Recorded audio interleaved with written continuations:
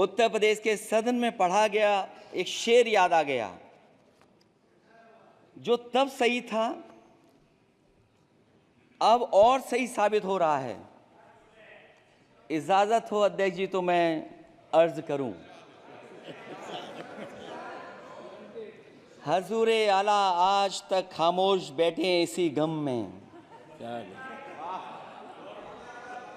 हजूरे आला आज तक खामोश बैठे हैं इसी गम में। महफिल लूट ले गया कोई जबकि सजाई हमने।